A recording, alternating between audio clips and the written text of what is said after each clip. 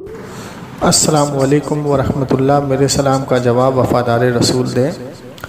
تمام ہی اہل سنت والجماعت، احناف، بریلوی، تمامی حضرات کو عید الفطر کی بہت بہت مبارکباد، اور تمامی اہل سنت فلسطین کے مسلمانوں کے لیے دعا کیجیے، اور ان وہابی دیوبندی شیعہ رافضیوں کے اوپر لعنت کیجیے کہ چاہے وہ سوامی نرسمہا رند ہو یا فلسطین کے مسلمان ہو، ان کے اوپر جو ظلم ہو رہا ہے، یہ لوگ نہ آواز اٹھا رہے ہیں نہ کچھ کر رہے ہیں۔ اور اہل سنت والجماعت، احناف، بریلوی، تمامی بریلوی کے بڑے بڑے علماؤں نے ان کے خلاف آواز بھی اٹھائی، اور الحمدللہ ان کے لیے دعا بھی کر رہے ہیں۔ تو آپ تمامی حضرات زیادہ سے زیادہ دعا کیجئے، اور دعا میں ان مسلمانوں کو یاد رکھیے جو جہاد کر رہے ہیں، جو ظلم کے خلاف کھڑے ہیں۔ تمامی حضرات سے گزارش ہے، دعا کیجئے۔ السلام علیکم۔ ہلو جی جی، شیر خان صاحب، شیر خان نام ہے آپ کا؟ جی جی، مطلب کچھ سیکھنا ہے یا پھر کچھ سکھانا ہے مجھے؟ نہیں، عید میلاد النبی پر اعتراض کیوں مناتے ہیں ہم لوگ، اور دیگر بہت فاتحے وغیرہ، سلام وغیرہ جانتے ہیں۔ اچھا اچھا، تو وہی تو میں پوچھ رہا ہوں کہ کچھ سیکھنا ہے یا ہمیں سکھانا ہے؟ ہلو جی ہلو جی بتائیے۔ ایسی کوئی بات نہیں ہے جناب، ہماری کئی ایسے بریلوی حضرات سے بات ہوئی تھی ہماری علم غیب کے تعلق سے، جی جی تو ہم نے ان سے معلوم کرا تو سب کا الگ الگ خیال تھا۔ پہلے ہم خود بھی بریلوی تھے، ٹھیک ہے، اچھا، الگ خیال کیسے؟ مطلب بریلوی سمجھا خیال نہیں۔ کیسے؟ جیسے علم غیب کے تعلق سے نبی اکرم صلی اللہ علیہ وسلم کے، تو کوئی کچھ الگ الگ بتاتا ہے، کچھ الگ بتاتا ہے، اور ایسے سب معاملے تھے۔ تو پھر سب ایسا معاملہ تھا، اور پھر عید میلاد کا نا وہ بھی تو سب بعد میں دیکھا ہم نے، بس اور تو ایسی کوئی بات ہے نہیں۔ اچھا یہ بتائیے، آپ کو آج کی تاریخ میں سب سے اچھی جماعت کون سی لگتی ہے؟ بھائی ہمارے کو تو جب بریلوی تھے نا، جب بھی یہ بات کی تعلیم دی ہوئی تھی کہ دین اسلام جو ہے وہ اللہ اور اس کے رسول نے بتایا وہی ہے، ٹھیک ہے، اور جو اس کے معافی کے لے لو، ٹکرانے والی بات چھوڑ دو۔ اچھا یہ کس نے بتایا تھا آپ کو؟ ہلو، جب ہم سب الگ الگ بیٹھک میں بیٹھتے تھے، ہماری جو باہر وہاں محلے میں بیٹھک تھی، وہاں کی بات کر، دیکھیے سب سے پہلے میں ہم آپ کو عالم نہیں ہیں۔ نہیں میں آپ کو بتاتا ہوں۔ سب سے پہلے تو شریعت کا یہ قانون ہی نہیں ہے کہ جو کام نبی کریم صلی اللہ علیہ وسلم نے نہیں کیا یا جو صحابہ نے نہیں کیا وہ آپ نہیں کر سکتے۔ اس کو سب سے پہلے اپنے دماغ سے ہٹا دیجیے۔ یہ شریعت کا قانون اور اصول ہے ہی نہیں، کیونکہ نبی کریم صلی اللہ علیہ وسلم کی کھلی صاف طور پہ حدیث مبارکہ موجود ہے کہ جس نے میرے دین میں، جس نے دین میں کوئی ایسا کام شروع کیا، ٹھیک ہے، جس سے عوام کو فائدہ پہنچا، تو کرنے والے پہ بھی ثواب ہے اور اس کو فالو کرنے والے کو بھی ثواب ملے گا۔ ٹھیک، تو یہ صحیح حدیث ہے۔ ٹھیک، اب میں آپ کو ایک ایگزامپل دے دیتا ہوں۔ جیسے اللہ کے رسول صلی اللہ علیہ وسلم جب دنیا میں تشریف فرما تھے، جلوہ نما تھے، ٹھیک، تو کیا قرآن کو کتاب کی شکل دی گئی تھی؟ نہیں۔ حضرت عثمان غنی رضی اللہ تعالیٰ عنہ نے 4 نسخے لکھوائے تھے قرآن کے کتاب کی شکل میں، اور کون سی آیت کہاں آئی تھی، کون سی صورت کہاں آئی تھی، اس وقت کی جو معاملات تھے حضور کے زمانے میں وہ الگ تھے، لیکن جب کتاب کی صورت میں اکٹھا کیا گیا تو آیت کو ایک جگہ لکھا گیا، صورت کو ایک جگہ لکھا گیا۔ مثال کے طور پہ سب سے پہلی صورت جو آئی تھی اقرا بسمک ربک الذی خلق، لیکن اس کو 30ویں پارے میں ڈالا گیا ہے نا۔ تو یہ حضرت عثمان غنی رضی اللہ تعالیٰ عنہ نے اللہ کے رسول کے خلاف تو کام نہیں کیا۔ اگر آپ یہ کہیں گے کہ ہمارے حضور نے نہیں کیا، صحابہ نے کیوں کیا، تو یہ جہالت ہے۔ اچھا، اب سب سے امپورٹنٹ چیز اور سب سے ضروری چیز اگر آپ سمجھدار ہوں گے تو سمجھ جائیں گے کہ کسی بھی صحابہ اکرام نے حدیث کی کوئی کتاب نہیں لکھی، اور نہ ہی کسی صحابہ نے حدیث کو اکٹھا کیا. ٹھیک. لیکن امام بخاری رضی اللہ تعالیٰ عنہ جب دنیا میں تشریف لائے تو انہوں نے حدیث کی کتابیں لکھی، حدیث کو اکٹھا کیا. اگر میں یہ کہوں کہ بھائی امام بخاری کا نام حدیث میں دکھائیے تبھی میں فالو کروں گا، یا قرآن کی آیت میں دکھائیے کوئی ایسے امام بخاری آئیں گے جو حدیث کو اکٹھا کریں گے، ان کی بات کو آپ مان لینا، فالو کر لینا، وہ جو بھی اکٹھا کریں گے، وہ جو بھی چیز لکھیں گے وہ سب چیز صحیح ہوگی. ایسا کہیں موجود نہیں ہے نا؟ ٹھیک ہے نا. اور اب اس کے بعد اگزامپل لے لیجیے امام مسلم رضی اللہ تعالیٰ عنہ کا. انہوں نے بھی محنت کی، حدیثیں اکٹھی کی. تو امام بخاری کے بارے میں جہاں تک میں نے پڑھا ہے تو امام بخاری کو 16 سال لگے تھے حدیث اکٹھا کرنے میں. اور آپ کا معمول یہ ہوتا تھا کہ آپ سب سے پہلے وضو کرتے تھے، مدینہ منورہ کی طرف کھڑے ہو کے سلام پڑھتے تھے، اس کے بعد آپ لکھتے تھے. ٹھیک. اور ایک واقعہ میں نے پڑھا تھا امام بخاری کا کہ ایک لمبا سفر کر کے آپ ایک شخص کے پاس پہنچے تھے جن کے بارے میں یہ مشہور تھا کہ ان کے پاس حضور کی ایک حدیث مبارکہ صحیح حدیث موجود ہے. تو امام بخاری ان کے پاس پہنچے تھے کئی دنوں کا سفر کر کے، لیکن جب ان کو سنت کے خلاف کوئی کام کرتے ہوئے دیکھا تو آپ نے ان سے حدیث نہیں لی. انہوں نے صرف اتنا کیا تھا کہ قبلے کی طرف منہ کر کے تھوک دیا تھا، آپ واپس گھوم گئے. ٹھیک. تو اگر ہم یہ کہیں کہ بھائی نہیں، جیسے مثال کے طور پہ ابھی کوئی ایسا فرقہ جنم لے لے جو آپ سے کہے، جیسے آج شیعہ رافضی کہتے ہیں کہ ہم امام بخاری کی حدیث کو نہیں مانتے، تو جب وہ امام بخاری کی حدیث کو نہیں مانتے تو ہم ان کو زبردستی تو نہیں سمجھا سکتے. آپ امام بخاری کی حدیث کو مانتے ہیں، ٹھیک ہے نا، آپ مسلم شریف کی حدیث کو مانتے ہیں، لیکن شیعہ رافضی کہتے ہیں یہ گڑھی ہوئی چیز ہے، یہ خود سے لکھی ہوئی ہے، یہ اہل بیت کی مطلب اس میں نہیں ہے، اہل بیت نے نہیں لکھی ہے، اہل بیت کی اس میں کوئی شان نہیں ہے، یہی بولتے ہیں. ٹھیک ہے. اب تمام امت کا یہ اجماع ہے کہ امام بخاری جتنی حدیثیں لائے وہ صحیح ہیں، اور حالانکہ کچھ حدیثوں پہ امام مسلم نے اس پہ جرح بھی کی ہے، لیکن ہم اس کے بیچ میں نہیں پڑھتے کیونکہ وہ کیا کہتے ہیں آپس میں جو بھی محدث کا معاملہ ہوتا ہے وہ ان کا اختلاف ہوتا ہے.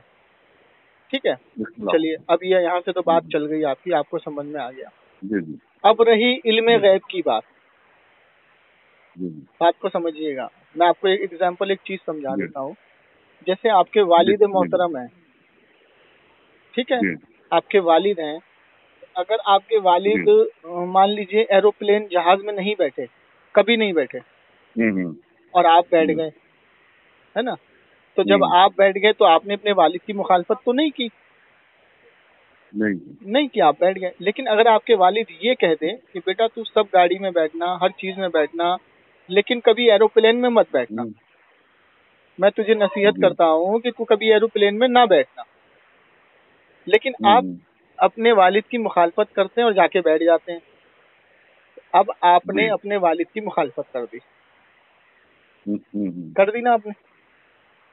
اب یہ دیکھیے جتنے مدعے ہیں علم غیب پہ، حضور کے حاضر و ناظر پہ، حضور کے اختیار قل پہ، اور حضور کے کیا کہتے ہیں مطلب مقام پہ، حضور کے مرتبے پہ، حضور کے اصول پہ، یہ سارے جتنے بھی سوالات اٹھائے جاتے ہیں کہ کسی صحابی نے نہیں اٹھائے.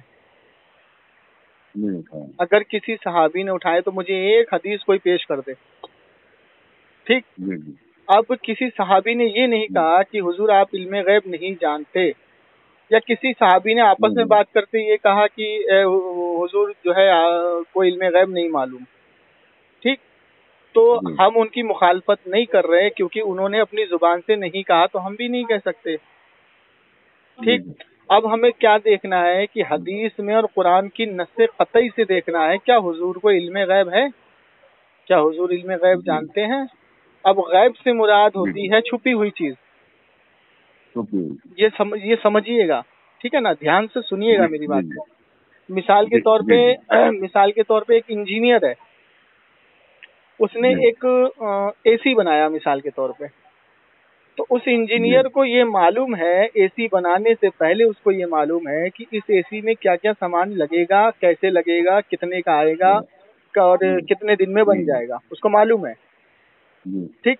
لیکن وہ اے سی بنانے ٹائم اپنا ایک شاگرد رکھتا ہے ساتھ میں، اور وہ اس کو دکھاتا ہے کہ دیکھو یہ چیز یہاں لگے گی، یہ چیز ایسے لگے گی، یہ چیز ایسے لگے گی، تو یہ اے سی تیار ہو گیا، ٹھیک ہے. اب اس انجینئر نے یہ نہیں کہا کبھی بھی کہ میرا یہ جو شاگرد ہے یہ اے سی نہیں بنا سکتا یا نہیں بنانا جانتا. ہاں، لیکن اس کے شاگرد نے یہ ضرور کہا کہ میں خود سے نہیں بنا سکتا، میں خود سے نہیں بنا سکتا. اس انجینئر نے کہا کہ تم کہو، خود کہو اسٹیج پہ کھڑے ہو کے کہ جب مجھے ایوارڈ مل رہا ہے کہ میں نے اتنا اچھا اے سی بنایا ہے، تو مجھے جب ایوارڈ مل رہا ہے تو تم خود کہو کہ میں اے سی خود سے نہیں بنا سکتا، میں نے جو کچھ بھی سیکھا ان سے سیکھا، ٹھیک ہے. اسی طریقے سے قرآن میں آیت اللہ نے اتاری کہ اے محبوب تم کہہ دو کہ میں خود سے علم غیب نہیں جانتا، میں خود سے علم غیب کی خبر نہیں جانتا، اور نہ ہی میرے ہاتھ میں دنیا کے خزانے ہیں. تو یہ کس نے کہلوایا؟ اللہ نے کہلوایا. لیکن اللہ نے نہیں کہا. اگر اللہ کہہ دیتا تو یہ سند بن جاتی، مہر بن جاتی، ٹھیک. پھر تو ہمیں بھی اس پہ عقیدہ رکھنا پڑتا. بات سمجھ میں آ رہی ہے نا آپ کو؟ تو اللہ نے کیا فرمایا کہ اے نبی تم کہہ دو کہ میں خود سے علم غیب نہیں جانتا اور نہ ہی میرے ہاتھ میں دنیا کے خزانے ہیں، ٹھیک. لیکن اللہ تبارک و تعالیٰ پورے 300 پاروں کے اندر اللہ تبارک و تعالیٰ سورہ جن کے اندر فرماتا ہے کہ بے شک عالم الغیب، غیب کا جاننے والا اللہ ہے، لیکن اپنے پسندیدہ اس نبیوں کو چن لیتا ہے جس کو علم غیب دیتا ہے، ٹھیک ہے. تو اللہ نے کہہ دیا کہ دیتا ہے، اللہ نے کہہ دیا کہ دیتا ہے، لیکن اللہ نے یہ نہیں کہا کہ نہیں دیتا ہوں، ٹھیک ہے. اگر کوئی مائکا لال مجھے ایک آیت دکھا دے کہ جس میں اللہ نے خود فرمایا ہو کہ میں نبی اپنے نبیوں کو علم غیب نہیں دیتا ہوں، میں چن لیتا ہوں، جس کو غیب کی خبر دیتا ہوں اس کو چن لیتا ہوں. اور قرآن کیا کہتا ہے؟ نبی ہم نے آپ کی طرف جو یہ وحی بھیجی اصل میں یہ غیب کی خبریں ہیں، جی سمجھ رہے ہیں.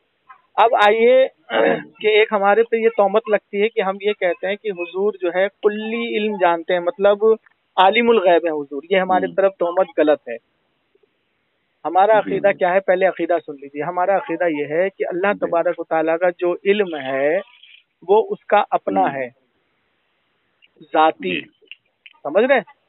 اور ہمارے نبی کو جو اللہ تبارک و تعالیٰ نے علم دیا ہے وہ ہے عطائی. جیسے ایک انجینئر نے اپنے شاگرد کو سکھایا، ٹھیک. اب سمجھنے والی بات ہے، جیسے آپ کا بچہ ہے، آپ کا بچہ ہے تو وہ جب اسکول میں جائے گا تو ظاہر سی بات ہے نرسری میں جائے گا. تو جب وہ نرسری میں جائے گا تو آپ سے کوئی کہہ دے کہ آپ کا بچہ تو ابھی جاہل ہے، ان پڑھ ہے، ٹھیک ہے، تو آپ مانیں گے کہ ہاں میرا بیٹا تو ابھی جاہل ان پڑھ ہے، ٹھیک ہے نا. لیکن وہ نرسری سے جب یو کے جی گیا، ایل کے جی گیا، اس کے بعد پھر پہلی کلاس، دوسری کلاس، چوتھی، پانچویں، 10ویں، اس کے بعد اس نے گریجویشن کر لیا. تو اب اگر کوئی آپ سے یہ کہے کہ آپ کا بیٹا جاہل ہے تو آپ کہیں گے خالے تو پاگل ہے، میرا بیٹا تو گریجویٹ ہے. بات سمجھ میں آ رہی ہے؟ اسی طریقے سے ہمارے نبی کریم صلی اللہ تعالی وسلم کو اللہ نے علم دیتے گئے،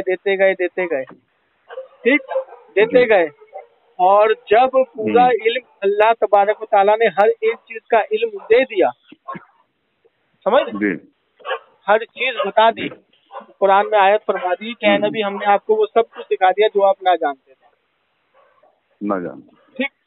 تو اب اگر کوئی یہ کہے کہ ہمارے نبی نہیں جانتے تو یہ بات کیا اٹھاتا ہے کہ جب حضور نے نبوت کا اعلان کیا تھا، ٹھیک، تو کچھ صحابی کو لے کر کے آپ ایک دعوت میں گئے تھے جہاں پہ زہر دیا گیا کھانے میں، ٹھیک ہے. تو اللہ کے رسول نے بھی اس کو نوش فرما لیا اور صحابہ نے بھی کھا لیا.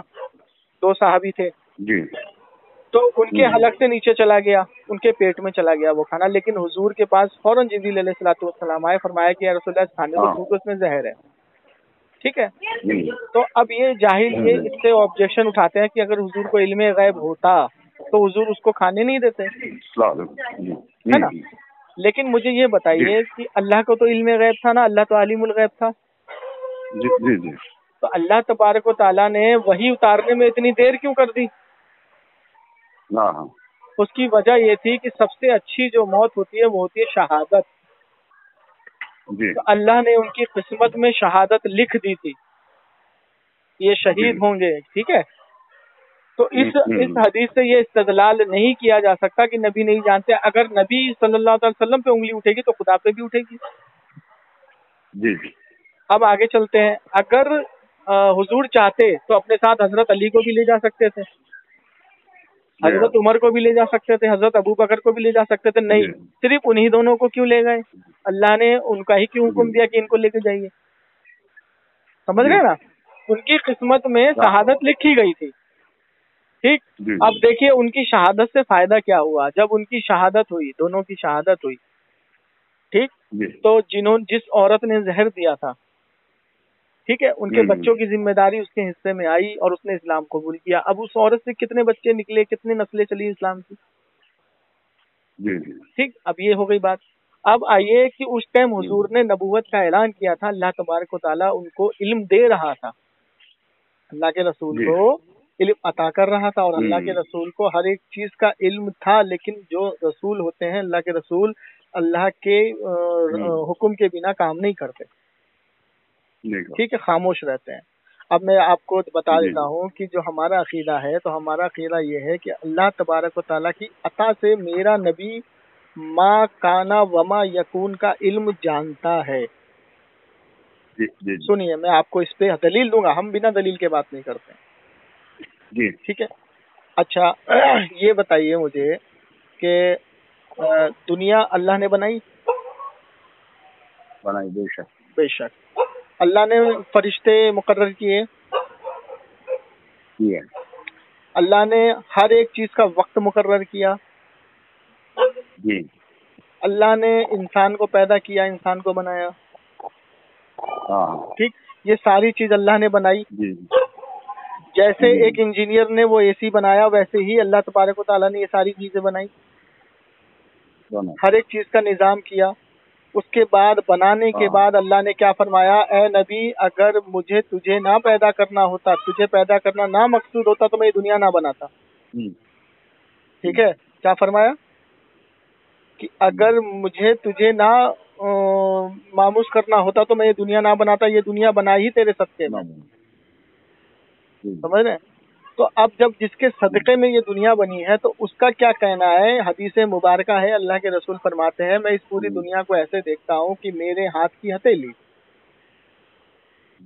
میرے ہاتھ کی ہتھیلی.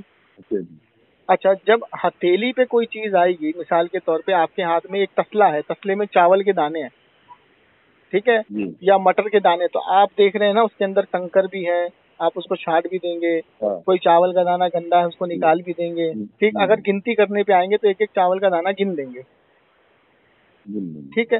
اسی طریقے سے اللہ کے رسول صلی اللہ تعالی وسلم ارشاد فرماتے ہیں کہ میں دنیا کو ایسے دیکھ رہا ہوں جیسے میرے ہاتھ کی ہتھیلی. ٹھیک. اب آئیے ما کانا وما یکون کی میں آپ کو دلیل دیتے. حدیث ہے بخاری شریف میں، اللہ کے رسول صلی اللہ تعالی علیہ وسلم فجر کی نماز پڑھا کے ممبر پہ جلوہ افروز ہوئے اور آپ نے واز کیا. واز کا مطلب ہوتا ہے تقریر کرنا.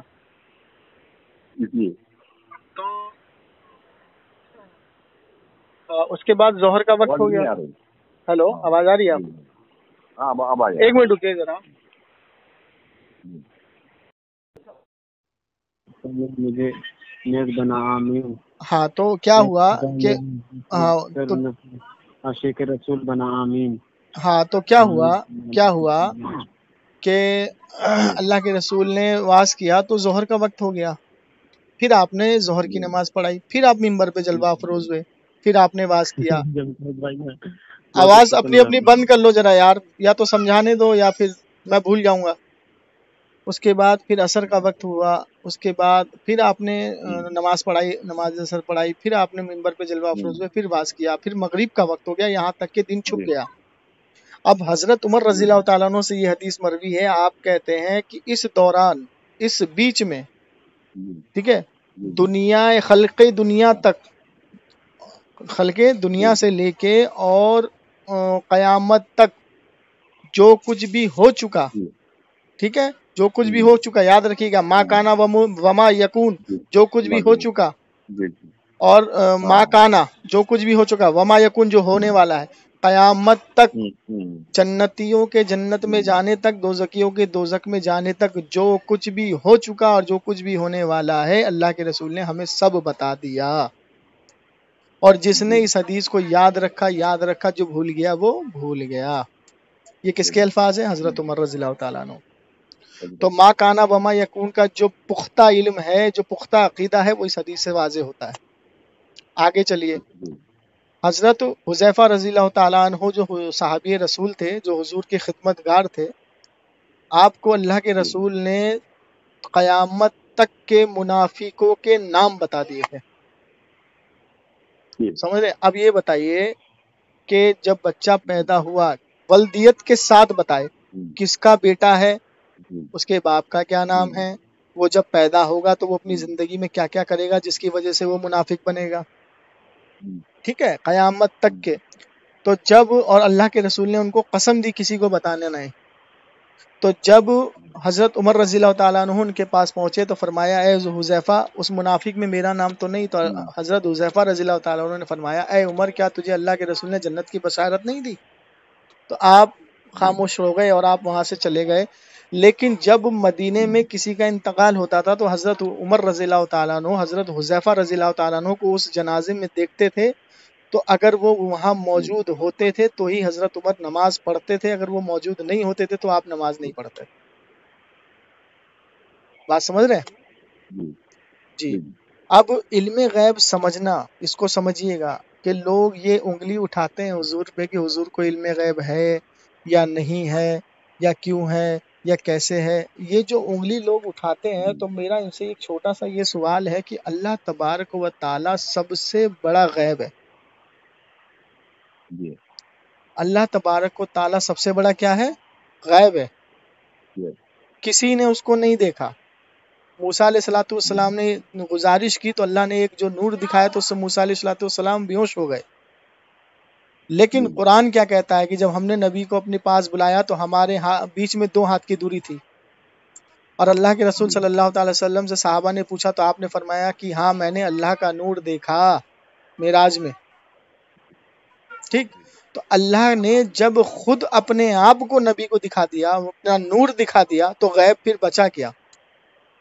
اچھا، جب شب معراج آپ تشریف لے گئے تو اللہ تبارک و تعالیٰ نے فرمایا، اے نبی تمہیں یہاں سے کیا دکھتا ہے؟ تو اللہ کے رسول نے فرمایا، مجھے یہاں سے کچھ نہیں دکھتا۔ تو آپ نے اپنے دستے مبارک کو اللہ کے نبی صلی اللہ تعالی وسلم کے گوشے پہ رکھا اور وہ نور ڈالا، اور اس کے بعد جب آپ سے پوچھا تو آپ صلی اللہ تعالی وسلم سے پوچھا آپ کیا دکھتا ہے؟ تو فرمایا کہ مجھے سب کچھ دکھتا ہے، سب کچھ دکھتا ہے۔ تو اب یہ مجھے بتائیے کہ جب سب کچھ اللہ نے دے دیا، تو اگر کوئی اب یہ کہے کہ بھائی یہ انجینئر کا شاگرد اے سی بنانا نہیں جانتا، یا یہ اے سی کے بارے میں کچھ نہیں جانتا، جو جانتا ہے اس کا انجینئر جانتا ہے، جبکہ انجینئر نے یہ کہہ دیا کہ میں نے اس کو اے سی بنانے کا علم دے دیا ہے، اور اللہ نے یہ کہہ دیا کہ میں نے اپنے نبی کو تمام جہان کا علم دے دیا ہے، ہر چیز کا علم دے دیا ہے، ٹھیک ہے نا؟ اے نبی، ہم نے آپ کو وہ سب کچھ سکھا دیا جو آپ نہ جانتے تھے، ٹھیک۔ تو اب مجھے یہ بتائیے، تو پھر یہاں پہ جو یہ الفاظ نکلتے ہیں کہ حضور علم غیب نہیں جانتے، ایسا بولنے والا 2 ہی شخص ہو سکتا ہے، یا تو وہ حضور کے بغض میں بول رہا ہے، یا وہ 72 فرقوں میں سے ہے، ٹھیک ہے؟ آپ سمجھیے، اس بات کو سمجھیے، غور سے سمجھیے۔ اور ایک چیز میں آپ کو بتا دوں کہ آپ کے دماغ میں ایک بات اور ڈال دوں، کوئی یہ کہتا ہے کہ علم غیب کی جو تعریف کرتا ہے تو چھپی ہوئی چیز کو غیب کہتے ہیں، تو میرا سوال یہ ہے، جناب اللہ سے کیا چیز چھپی ہے؟ کچھ نہیں چھپا، تو اللہ کے لیے غیب کہنا کیسا ہے؟ اللہ علیم الغیب ہے، وہ ہر چیز جانتا ہے کہ مجھے کیا کب قیامت آئے گی، کیسے قیامت آنی ہے، کیسے اس نے دنیا بنائی، کیسے خلقت کی، دنیا میں انسانوں کو پیدا کیا، وہ سب چیز جانتا ہے، اور ہر ایک شخص، کوئی ایسا قطرہ، کوئی ایسا ذرہ دنیا میں نہیں ہے جو اس کی خبر اس کو نہ ہو، ٹھیک ہے؟ تو اب یہ ہو گیا علم غیب پہ مکمل ایک آپ کو دلیل، سمجھ رہے ہیں؟ اب آئیے کہ ہمیں کیا کرنا ہے، ہمیں عقیدہ کیا رکھنا ہے، تو ہمیں سب سے پہلے یہ حدیث کو سمجھنا پڑے گا. جی انہیں ایک حدیث اور معلوم نہیں ہوگی، حدیث میں اور دوبارہ ریپیٹ کرو آپ کے، جو میرے آقا صلی اللہ علیہ وسلم نے فرمایا تھا کہ میری امت میں 73 فرقے ہوں گے. وہی میں بولنے جا رہا ہوں، وہی بولنے جا رہا ہوں میں، وہی بولنے جا رہا ہوں، فرمایا تھا یہ، وہی بولنے جا رہا ہوں میں کہ اس حدیث پہ ہمیں غور کرنا پڑے گا. جب اللہ کے رسول صلی اللہ علیہ وسلم نے یہ فرمایا کہ بنی اسرائیل میں 72 فرقے ہوئے، اور یہ حدیث بہت طویل ہے، لمبی ہے، اس میں یہ بھی فرمایا کہ اس میں جس شخص نے اپنی ماں سے زنا کیا تو میری امت میں بھی کچھ لوگ ایسے آئیں گے جو اپنی ماں سے زنا کریں گے. سمجھ رہے ہیں؟ میری امت میں بھی کچھ لوگ ایسے آئیں گے جو اپنی ماں سے زنا کریں گے. آج آپ امریکہ کی حالت دیکھ لیجئے، برٹن کی حالت دیکھ لیجئے، باہر کے ملکوں کی حالت دیکھ لیجئے. ماں بیٹی سے زنا کر رہی ہے، بیٹی ماں سے زنا، باپ سے زنا کر رہی ہے، یہ عام ہے. ٹھیک، اس میں چھپی ہوئی کوئی بات نہیں ہے. تو یہ میرے نبی کا غیب ہی تو تھا نا. چلیے آگے چلیے. اس کے بعد فرمایا کہ میری امت میں یقیناً 73 فرقے ہوں گے اور 72 جہنم میں جائیں گے، ایک جماعت جنت میں جائے گی. ٹھیک ہے. تو صحابہ اکرام نے فرمایا یا رسول اللہ وہ کون ہوں گے؟ تو آپ نے فرمایا جو میرے اور میرے صحابہ کی سنت پہ عمل کریں گے، جو میرے اور میرے صحابہ کی سنت پہ عمل کریں گے. ٹھیک. اب مجھے یہ بتائیے کہ صحابہ کی سنت کیا اللہ کے رسول نے دو یہاں پہ ڈیفینیشن کیوں بتائی کہ میرے اور میرے صحابہ کی سنت پہ؟ کیونکہ اللہ کے رسول کو معلوم تھا کہ میرے اس دنیا سے رخصت ہونے کے بعد میرے صحابہ کچھ کام ایسے کریں گے جو نئی چیزیں آئیں گی اور وہ ان کی سنت بنے گی. مثال کے طور پہ حضرت عثمان غنی رضی اللہ تعالیٰ عنہ نے جو قرآن شریف کو لکھوایا، ٹھیک، تو ان کی سنت پہ عمل کرنا ہے ہمیں. حضرت عمر رضی اللہ تعالیٰ عنہ نے 20 رکعت تراویح جو ہے وجود میں لے کے آئے، شروع کروائی جماعت کے ساتھ، پڑھوائی، حکم دیا، حدیث موجود ہے. اس کے بعد جو ہے تمام صحابہ نے کچھ نہ کچھ اپنے دور میں، اپنے دور خلافت میں نئی نئی چیزیں ایجاد کی. تو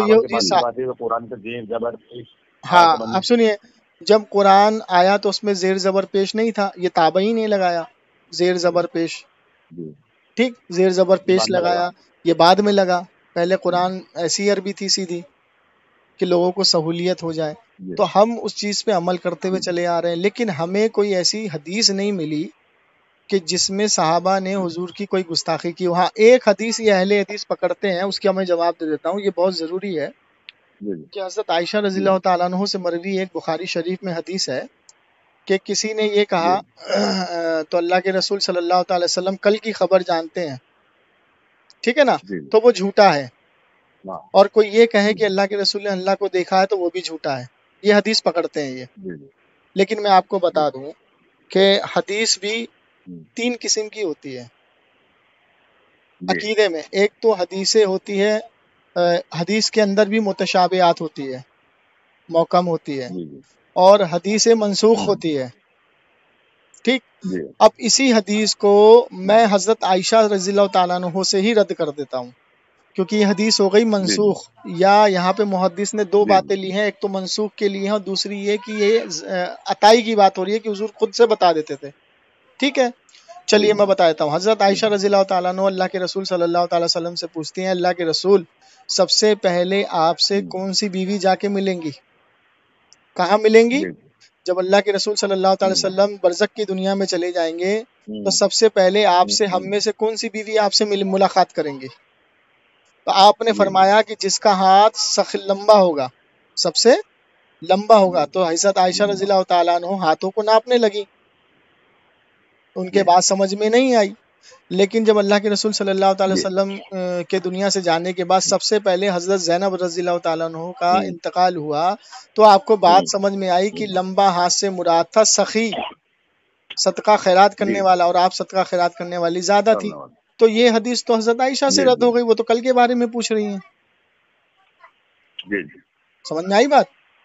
تو یہ میں آپ کو بتا دیتا ہوں، اس حدیث کی شرح میں صاحب شرح نے یہ لکھا ہے کہ یہ حدیث جب کی ہے کہ جب حضرت عائشہ رضی اللہ تعالیٰ عنہ سے حضور کا نکاح نہیں ہوا تھا. اچھا ہاں، یہ نکاح سے پہلے کی حدیث تھی اور یہ حدیث منسوخ ہو چکی ہے. اب اس منسوخ حدیث سے اگر عقیدہ بنائیں گے تو پھر قرآن کی مخالفت یہ ہوگی. قرآن کہتا ہے کہ ہم نے جب اپنے نبی پاک صلی اللہ علیہ وسلم کو بلایا تو وہ ہمارے دو ہاتھ کی دوری تھے، اور بخاری شریف میں حدیث ہے کہ اللہ کے رسول نے فرمایا کہ ہاں میں نے اللہ کے نور کو دیکھا. تو یہ دونوں باتیں منسوخ ہو گئی، حدیث منسوخ ہو گئی ہے. ٹھیک، اس کو دلیل پکڑنا جہالت ہے. ٹھیک، تو دیکھیے میرے پیارے بھائی، آپ کو نہ میں جانتا ہوں، آپ سے میری کبھی ملاقات نہیں ہوئی. میں تو یہ جانتا ہوں کہ میرے ذریعے سے اگر کوئی شخص سچا عاشق رسول بنے اور حضور سے محبت کرے اور دین کو سمجھے اور حق پر چلے، کوئی حضور کی گستاخی کرے تو اس سے اپنی زبان سے جہاد کرے. اگر ہاتھ سے ممکن ہے تو ہاتھ سے جہاد کرے، یا زبان سے ممکن ہے تو زبان سے جہاد کرے. کہیں ایسا نہ ہو کہ آپ اس کی بات کو سنیں اور یہ کہیں بھائی اس کا عقیدہ اس کی طرف، میرا عقیدہ میری طرف. تو ایسا بھی نہیں کرنا، یہ بھی صحابہ کے خلاف کام ہو جائے گا. کیونکہ حضرت عمر رضی اللہ تعالیٰ عنہ کے سامنے اگر کوئی حضور کی گستاخی کرتا تھا تو حضرت عمر اس کا سر قلم کر دیتے تھے، اور جہاں پہ حضور موجود ہوتے تھے تو وہ اجازت لیتے تھے حضور سے. یہ بھی حدیثوں میں موجود ہے. تو صحابہ کا عقیدہ یہ ہے کہ حضور کی گستاخی اگر کوئی کرے تو ہمیں یہ عقیدہ نہیں بنانا ہے کہ نہیں بھائی اس کا اعمال وہ جانے. نہیں، حضور اکرم صلی اللہ تعالی علیہ وسلم اللہ کی عطا سے غیب جانتے ہیں، اور حضور اکرم صلی اللہ تعالی وسلم اللہ کی عطا سے حاضر و ناظر بھی ہیں. میں حاضر و ناظر کی آپ کو پختہ دلیل دے دیتا ہوں، ایسی دلیل دے دیتا ہوں جیسے بوتل کے اندر ڈھکن لگ جائے. ٹھیک ہے، سنیے. مسلم شریف کی حدیث ہے کہ اللہ کے رسول صلی اللہ تعالی وسلم جب شب معراج میں تشریف لے جا رہے تھے تو حضرت جبریل علیہ الصلوۃ والسلام نے آپ کو روکا ایک پہاڑ کی جانب اور فرمایا کہ یہ موسیٰ علیہ الصلوۃ والسلام کی قبر ہے. تو آپ نے فرمایا کہ جب میں ان کی قبر مبارک سے گزرا تو میں نے دیکھا موسیٰ علیہ الصلوۃ والسلام اپنی قبر میں کھڑے ہو کے نماز پڑھ رہے ہیں. ٹھیک ہے. اس کے بعد اللہ کے رسول مسجد الاقصیٰ میں جب تشریف لے گئے تو 1,24,000 یا 2,24,000 کم اور بیش پیغمبروں نے آپ کے پیچھے نماز ادا کی. ٹھیک، جسموں کے ساتھ. ٹھیک ہے، چلیے. اس کے بعد جب اللہ کے رسول صلی اللہ علیہ وسلم عرش پہ تشریف لے گئے، جب ان کو تحفے میں نماز اور روزے ملے تو جب آپ لوٹ کے آئے تو دوسرے آسمان پہ موسیٰ علیہ الصلوۃ والسلام سے ملاقات ہوئی. اب مجھے ذرا یہ بتائیے کہ موسیٰ علیہ الصلوۃ والسلام اپنی قبر میں بھی موجود ہیں، مسجد الاقصیٰ میں نماز بھی ادا کی آپ نے، اور عرش پہ موسیٰ علیہ الصلوۃ والسلام موجود ہیں. اب مجھے یہ بتائیے کہ اللہ کے رسول تو براق سے گئے تھے، موسیٰ علیہ الصلوۃ والسلام کس سے گئے تھے؟ موسیٰ علیہ الصلوۃ والسلام آسمان پہ، دوسرے آسمان پہ کس چیز سے گئے تھے؟ آپ سنیے میری بات. اللہ نے اپنے نبی کو یہ اختیار دیا ہے کہ وہ اپنی قبر مبارک میں زندہ ہے، مٹی پہ حرام ہے ان کے جسم کو کھانا، اور وہ اپنی قبر مبارک میں زندہ ہے. اللہ نے ان کو یہ اختیار دیا ہے کہ وہ جب چاہے جہاں چاہے جا سکتے ہیں. ٹھیک. اب جب موسیٰ علیہ الصلوۃ والسلام کا یہ مقام ہے کہ وہ عرش پہ بھی موجود ہے، قبر میں بھی موجود ہے، مسجد الاقصیٰ میں بھی موجود ہے، اور ہمارے نبی کا یہ اختیار نہیں ہوگا؟ معاذ اللہ، استغفر اللہ. کیا ہمارے نبی کو اتنا آپ نے بالکل وہ سمجھ لیا، ہر نبی سے ایک دم کمتر سمجھ لیا؟ جی نہیں. ہمارے نبی صلی اللہ تعالی علیہ وسلم کی حدیث مبارکہ ہے کہ پیر کے دن، اے ایمان والو، پیر کے دن تمہارے نامہ اعمال مجھ پہ پیش کیے جاتے ہیں، اور جب تمہارے اعمال اچھے ہوتے ہیں تو میں خوش ہوتا ہوں، اور اگر تمہارے اعمال نہیں اچھے ہوتے تو میں تمہارے حق میں توبہ استغفار کی دعا کرتا ہوں. ٹھیک. اب فرشتوں نے پہنچا دیا، اب یہ کہتے ہیں فرشتوں نے پہنچا دیا. چلیے ٹھیک ہے، تو فرشتوں نے پہنچا دیا تو میرے بھائی، میرے دوست، حضور کو اللہ نے اتنا اختیار دیا ہے، وہ جب چاہے جہاں چاہے جا سکتے ہیں. اس کی دلیل ہمیں کئی بزرگوں سے ملتی ہے کہ آپ نے ظاہری روبرو حضور کی زیارت کی ہے. بہت ساری دلیلیں ملتی ہیں ہمیں، بہت دلیلیں ملتی ہیں. ٹھیک. چلیے اب یہ تو ہو گیا بات. اب مجھے یہ بتائیے، ایک مخالفت اور میں آپ کی دور کر دوں کہ لوگ کہتے ہیں کہ غیب شدہ سے مدد مانگنا حرام ہے، یہ شرک ہو جائے گا. اگر ہم نے انبیاء سے کہہ دیا یا رسول اللہ المدد تو یہ شرک ہو جائے گا ہمارے لیے. ایسا کہنے والی آج کے دور میں ایک ہی واحد جماعت ہے، وہ ہے وہابی اور دیوبندی. کیونکہ یہ ایک ہی شاخ کے دو پہلو ہیں. چلیے میں اس کو سنت ثابت کر دیتا ہوں. ٹھیک ہے. سب سے پہلے یہ عقیدہ بتائیے کہ دنیا سے جانے کے بعد یہ کہتے ہیں کہ نبی کریم صلی اللہ تعالی وسلم اپنے جسم مبارک کے ساتھ کہیں نہیں جا سکتے. ٹھیک ہے. تو جب نبی نہیں جا سکتے تو کوئی اور جا سکتا ہے؟ بتائیے. جب نبی کو یہ اختیار نہیں، ہاں جب نبی کو یہ اختیار نہیں ہے کہ وہ اپنے جسم مبارک کے ساتھ ان کے عقیدے کے مطابق کہیں نہیں جا سکتے ہیں تو پھر کوئی بھی نہیں جا سکتا ہے نا. چلیے، تو جب عرش پہ اللہ کے رسول صلی اللہ تعالی وسلم پہنچے، جب نماز اور روزے کا تحفہ لے کر کے آئے تو موسیٰ علیہ الصلوۃ والسلام تو فوت شدہ تھے نا. تو اللہ کے رسول نے یہ کیوں نہیں کہا اے موسیٰ تم فوت شدہ ہو، تم سے مدد لینا میرے لیے شرک ہو جائے گا؟ آپ نے ان سے مدد لی اور مدد لینے کے بعد ایک بار نہیں کئی بار آپ واپس گئے، بار بار آپ نے مدد لی اور مدد لینے کے 9 مرتبہ بار بار مدد لینے کے بعد جب آپ زمین پہ تشریف لائے تو آپ نے لوگوں کو بتایا کہ مجھے موسیٰ نے بار بار بھیجا. ٹھیک ہے. تو کسی صحابی نے یہ نہیں کہا کہ فوت شدہ سے مدد لینا شرک ہو گیا آپ کے لیے. ٹھیک. ہر صحابی نے یقین رکھا کہ موسیٰ. اب یہ کہتے ہیں کہ وہ ظاہری روبرو ان کے سامنے تھے. ارے تو روبرو تمہارے ان کے سامنے تو یہ بھی تو تمہارا عقیدہ ہے نا کہ اپنے جسم مبارک کے ساتھ نبی کہیں نہیں جا سکتے، تو موسیٰ علیہ السلام کیسے پہنچ گئے؟ یہ بھی تو تمہارا عقیدہ ہے نا. تو تمہارا عقیدہ تمہارے خلاف ہو گیا. اب قرآن سنیے، سورہ آل عمران میں اللہ تبارک تعالیٰ ارشاد فرماتا ہے اے نبیوں کی جماعت، اے نبیوں کی جماعت، یاد رکھو جب تم دنیا میں جاؤ اس کے بعد میں آخری میں اپنے نبی کو بھیجوں گا. ٹھیک ہے. تو میں اپنے آخری میں اپنے نبی کو بھیجوں تو تم ضرور ان کی مدد کرنا. کیا تم نے اس بات پہ اقرار کیا؟ تو انبیاء نے فرمایا جی ہاں ہم نے اقرار کیا. تو ٹھیک ہے، ایک دوسرے پہ گواہ ہو جاؤ. ہاں ٹھیک ہے، اور ان کی مدد کرنا. میں شارٹ میں سمجھا رہا ہوں، طارق بھائی خود پڑھ لیں گے، وائس لمبی ہو جائے گی. تو ان پہ ایمان لانا اور ان کی ضرور مدد کرنا، ایک دوسرے پہ گواہ ہو جاؤ. تو ایک دوسرے پہ گواہ ہو گئے. اس کے بعد پھر فرمایا کہ اللہ نے کہ تم تو گواہ ہو، تم پہ میں بھی گواہ ہوں. اب مجھے یہ بتائیے کہ انبیاء اکرام جب دنیا سے چلے گئے تب نہ ہمارے نبی تشریف لائے. تو اللہ نے یہ کیوں کہا کہ تم ان کی مدد کرنا؟ تو انبیاء اکرام کیسے مدد کریں گے؟ وہ تو سب دنیا سے رخصت ہو گئے.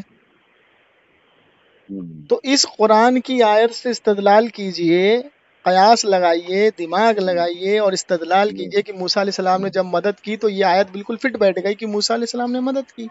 اور کئی انبیاؤں نے دنیا میں مدد کی جس کے بارے میں ہم اور آپ نہیں جانتے. میں مثال دے دیتا ہوں کہ جو بخاری، امام مسلم، امام داؤد، ابو داؤد، امام ترمذی نے جو حدیثیں کوٹ کی ہے یہ مکمل دین نہیں ہے.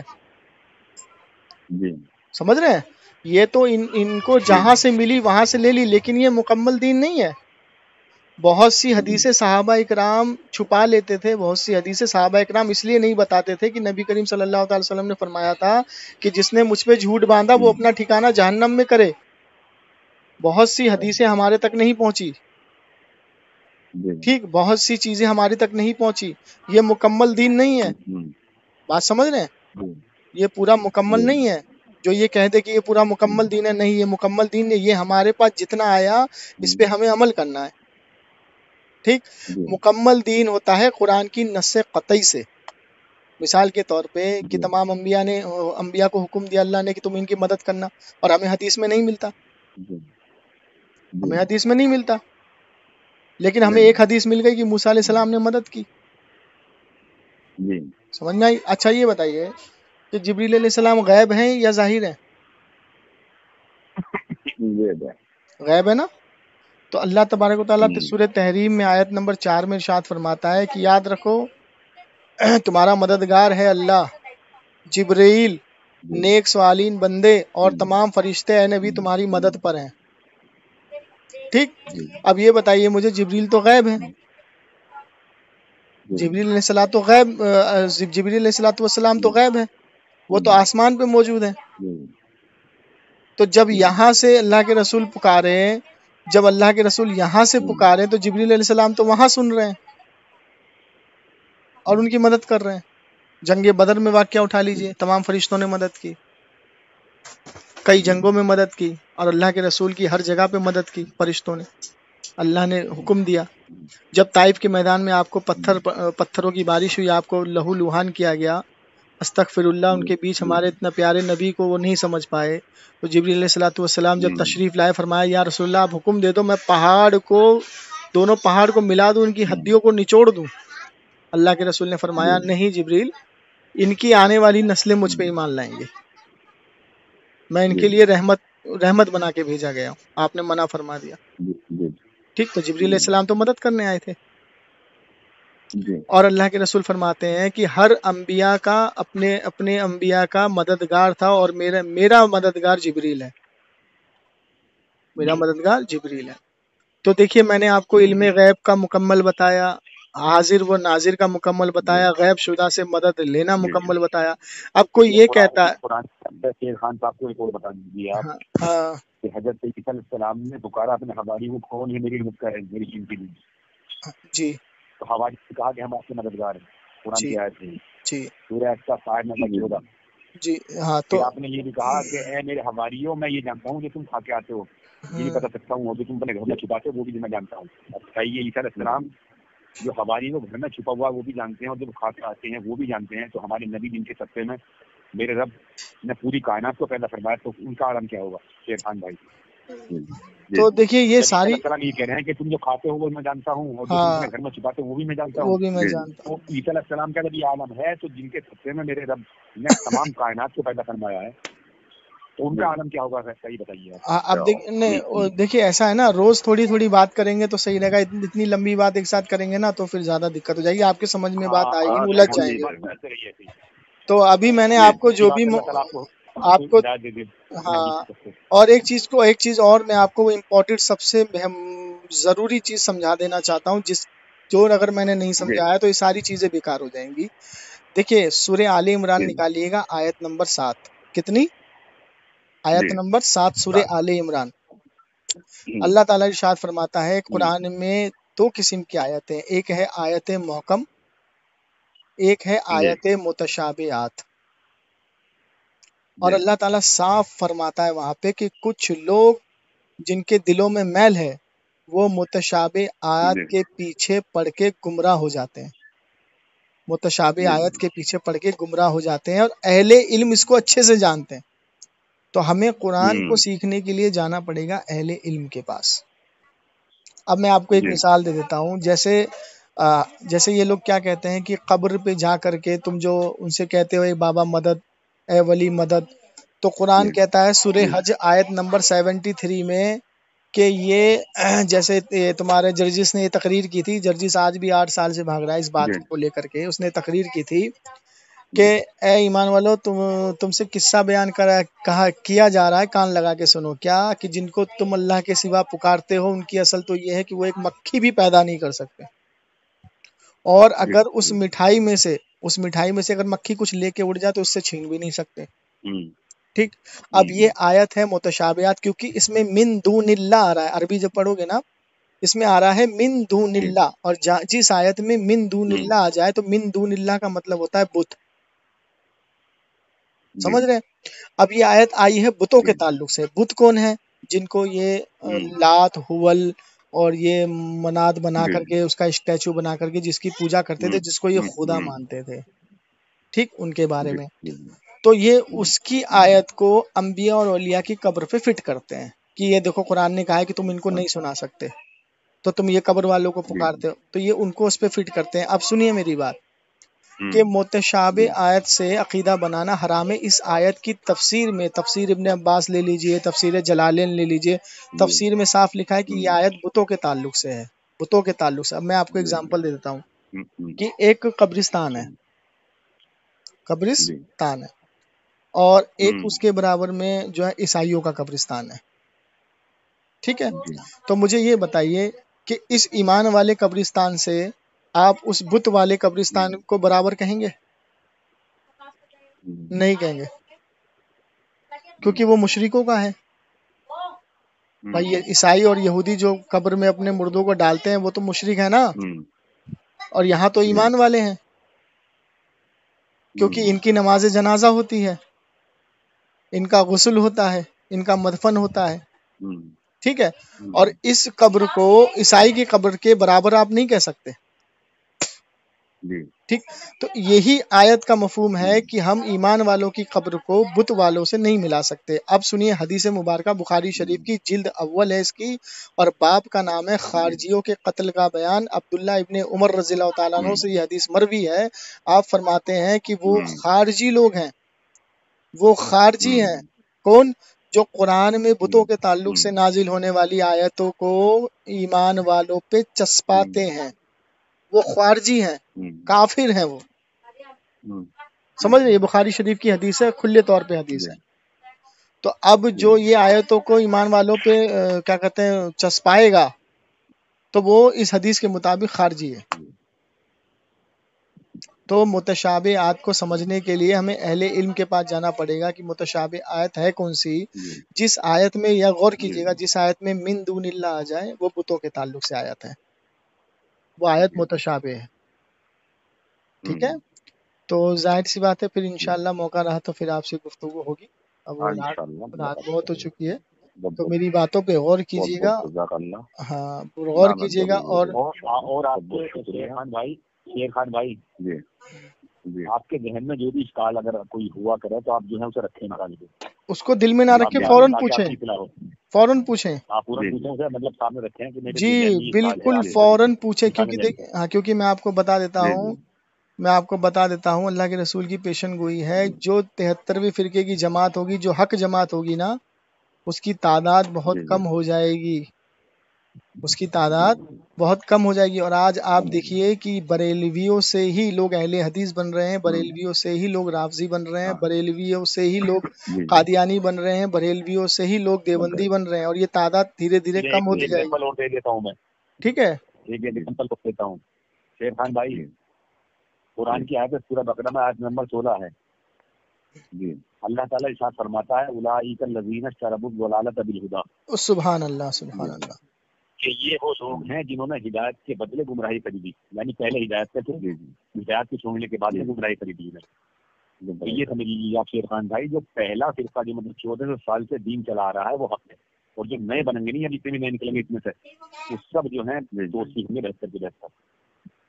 ابھی دیکھ لیجیے یہ، ابھی دیکھ لیجیے، ہاں ابھی دیکھ لیجیے یوٹیوب پہ آپ جائیے، ایک عزیز مرزا کر کے ہے، انجینئر مرزا، وہ پہلے انجینئر تھا، اس کا کاروبار نہیں چلا، پھر وہ چلا گیا شیعہ میں، ٹھیک ہے، شیعہ کی اس نے تعلیم حاصل کی، شیعہ سے چلا گیا دیوبندیوں میں، دیوبندیوں کے اندر کی تعلیم حاصل کی، دیوبندیوں کے بعد چلا گیا اہل حدیث میں، اہل حدیث میں اس نے 2-3 سال ان کے اہل حدیثوں کو دیکھا، اس کے بعد اس نے یہ سب کا نچوڑ کر کے سب کی کتابوں کو پڑھ کے اپنا ایک الگ جماعت بنا کے بیٹھا ہے، ٹھیک ہے۔ اب یہ کیا کہتا ہے کہ کوئی جماعت وماعت نہیں ہے، کوئی فرقہ ورقہ نہیں ہے، نام کیا کہتے ہیں، نام وہابی اور نام کیا کہتے ہیں جماعتی، میں تو ہوں کتابی، یہ اس کا نعرہ ہے، اور اس نے اپنی ایک الگ جماعت بنانا چالو کر دیا ہے، ٹھیک۔ اب یہ نیا فرقہ جنم لے چکا ہے، ٹھیک۔ اہل حدیث فرقہ کو بنے ہوئے 80 سال، دیوبندی فرقے کو بنے ہوئے 200 سال، ٹھیک ہے۔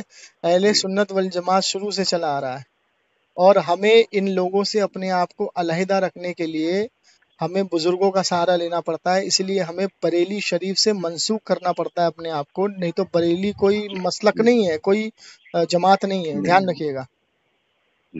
ان سے الگ رکھنے کے لیے میں آپ کو ایک ایگزامپل دے دیتا ہوں کہ ایک جنگ یمامہ ہوئی تھی جس میں خالد بن ولید سپہ سالار تھے، تو جب یہاں سے اللہ اکبر کا نعرہ لگا تو وہ یہودی نے دیکھا، کافروں نے، کہ یہ اللہ اکبر کا نعرہ لگاتے ہیں اور ان میں ہماری گتھم گتھا ہو چکی ہے، تو ہم بھی اللہ اکبر کا نعرہ لگاتے ہیں تاکہ یہ ہمیں بھی ایمان والا سمجھیں اور ہم ان پہ حاوی ہو جائیں۔ تو جب ادھر سے یا رسول اللہ کا نعرہ، اللہ اکبر کا نعرہ لگا، تو انہوں نے بھی اللہ اکبر کا نعرہ لگایا، لیکن خالد بن ولید نے فوراً فرمایا کہ کیا کہتے ہیں یا رسول اللہ کا نعرہ لگاؤ تاکہ ہماری پہچان الگ ہو جائے، تو فوراً آپ نے یا رسول اللہ کا نعرہ لگایا اور آپ کو فتح ہوئی۔ تو جب یا رسول اللہ کا نعرہ لگایا تو آپس میں مطلب ادھر سے ادھر میں دونوں میں فرق پتہ لگ گیا کہ بھائی یا رسول اللہ کا نعرہ لگانے والے ہی ایمان والے ہیں جو یہاں سے لڑ رہے ہیں، ٹھیک ہے۔